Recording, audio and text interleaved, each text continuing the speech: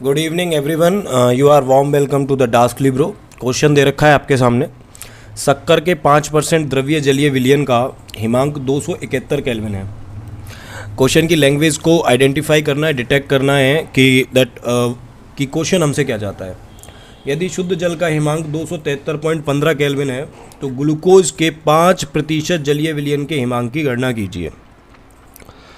ठीक है ना।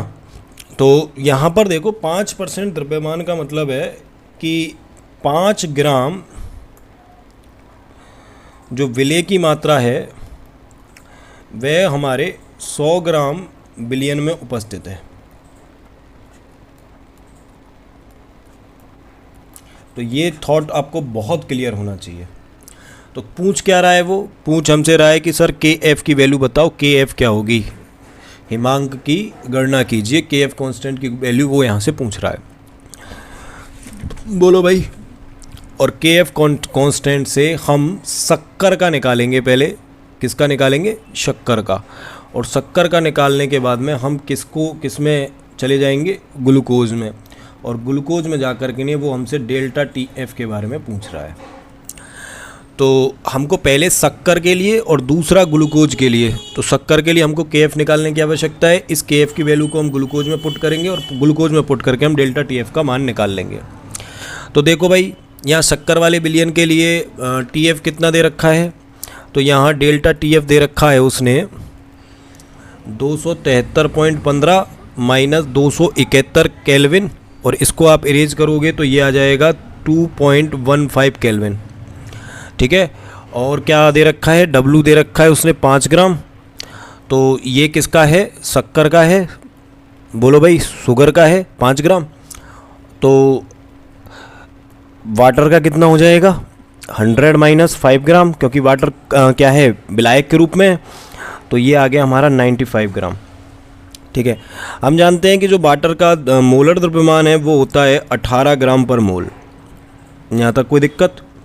तो हम क्या करें, सबसे पहले ग्लूकोज का पता करना है हमें, डेल्टा टी एफ। तो ग्लूकोज का डेल्टा टी एफ पता करने के लिए हम पहले शक्कर का के एफ निकालेंगे। तो शक्कर का के एफ निकालने के लिए हम सबसे पहले वाटर के मोल निकाल लेते हैं। वाटर के मोल हो जाएंगे WH2O अपॉन MS2O।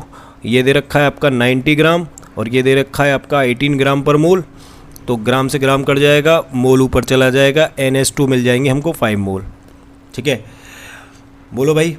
और डेल्टा टी एफ, क्योंकि हम जानते हैं बेटा डेल्टा टी एफ बराबर होता है हमारा के एफ इंटू मोलेलिटी। तो हमको मोलेलिटी निकालनी है। ठीक है, या मोललता निकालनी है। क्या निकालनी है? मोललता। अब मोललता का फॉर्मूला क्या है? मोललता का फॉर्मूला है विलय के मोल बटा विलायक का द्रव्यमान।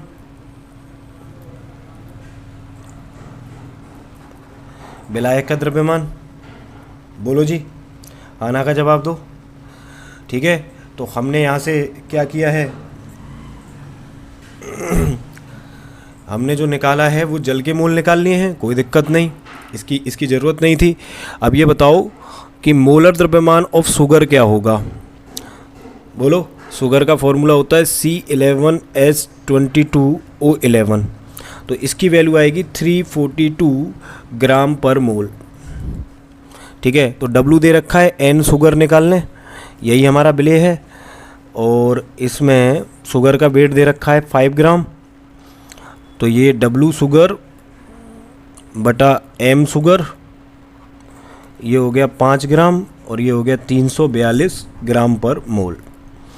तो N शुगर यानी शुगर के जो मोल हैं वह हमको प्राप्त हो गए 0.146 मोल। तो ये क्या है शुगर हमारे पास? ये शुगर हमारे पास विलय है। और वाटर क्या है हमारे पास? विलायक है। बोलो जी, यहाँ तक कोई दिक्कत? अब हमको इस फॉर्मूले के अंदर और क्या चाहिए जिससे अपन के एफ पता कर पाएँ? मोललता चाहिए। तो पहले अपन मोललता को निकाल लेते हैं। डेल्टा टी एफ हमारे पास है ही है। डेल्टा टी एफ को निकालने के बाद में हम किसको निकाल लेंगे? के एफ को निकाल लेंगे। बोलो भाई, यहाँ तक कोई दिक्कत? तो हम जानते हैं मोललता स्मॉल m बराबर विलय के मोल मल्टीप्लाई बाई 1000 अपॉन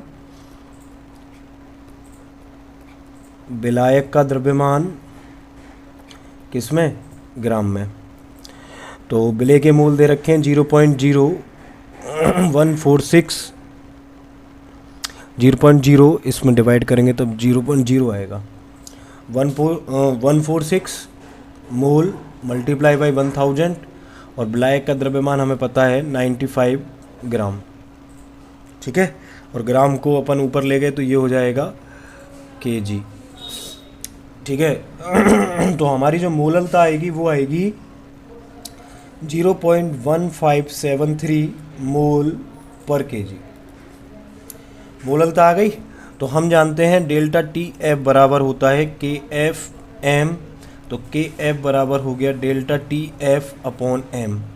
तो डेल्टा टी एफ की वैल्यू हमने निकाली थी 2.15 केल्विन, 2.15 केल्विन, और मोललता की जो वैल्यू आई है वो आई है 0.1573 मोल पर केजी। तो के एफ बराबर हो गया 13.99 केल्विन केजी,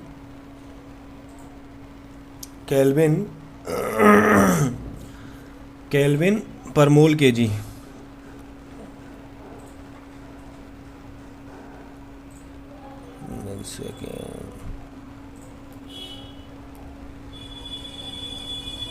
केल्विन केजी पर मोल। अब बेटा जी जो हमने के एफ की वैल्यू निकाली है, इस वैल्यू का यूज़ करना है हमें ग्लूकोज के गणना के लिए। तो ग्लूकोज के 5% जलीय विलयन के हिमांक की गणना कीजिए। वो यहाँ पर हमसे डेल्टा टी एफ बोल रहा है। बोलो भाई, इसको समीकरण नंबर 1 कह दें अपन, कोई दिक्कत समीकरण नंबर 1 कहने में? तो हमको मोललता निकालनी पड़ेगी यहाँ। तो देखो, अतः WC6H12O6 यानी कि ग्लूकोज का मोलर द्रव्यमान हो जाएगा 5 ग्राम, और WH2O हो जाएगा 95 ग्राम, और जो मोलर द्रव्यमान होगा C6H12O6 के लिए वो हो जाएगा 12 गुणा 6, 12 छिक्की 72, और 1 गुणा 12 यानी 12, और 16 छिक्की 96 यानी कि 180 ग्राम पर मोल। तो हम विलेय के मोल निकाल लें। विलेय के मोल NC6H12O6 बराबर हो गया WC6H12O6 अपॉन MC6H12O6। तो ये हो गया आपका 5 ग्राम बटा 180 ग्राम पर मोल, और इसका जो वैल्यू है वो आया आपका 0.0278 मोल्स। बोलो भैया, इसी तरीके से अपन मोललता पता कर लें। तो मोललता स्मॉल m बराबर हो जाएगी विलेय के मोल बटा विलायक का द्रव्यमान, विलेय के मोल बटा विलायक का द्रव्यमान। तो विलेय के मोल कितने दे रखे हैं 0.0278 मोल, और विलायक का द्रव्यमान हो जाएगा 0.095 केजी। ये कितना हो जाएगा 0.095 केजी। तो मोललता हमारे पास आ गई 0.2926 मोल पर केजी। बोलो भाई, और हमको के एफ की वैल्यू पता ही है। के एफ की वैल्यू हमने पहले निकाली है इक्वेशन 1 से। बोलो भाई, वो कितनी आई 13.99 केल्विन केजी पर मोल। अब पूछ क्या रहा है वो हमसे पूछ रहा है वो कि सर हमें केवल और केवल टी एफ बता दो। तो डेल्टा टी एफ बराबर हो जाएगा के एफ एम। तो के एफ की वैल्यू कितनी है 13.99 केल्विन केजी पर मोल मल्टीप्लाई बाई 0.2926 मोल पर केजी। तो डेल्टा टी एफ बराबर हो गया आपका 4.09 केल्विन। देखो भाई, केजी से केजी कट जाएगा, मोल से मोल कट जाएगा, केल्विन आपका आंसर, यही इसका आंसर है। तो मिलते हैं नेक्स्ट वीडियो में, तब तक इसे सब्सक्राइब करो। ठीक है, क्या करो, सब्सक्राइब करो।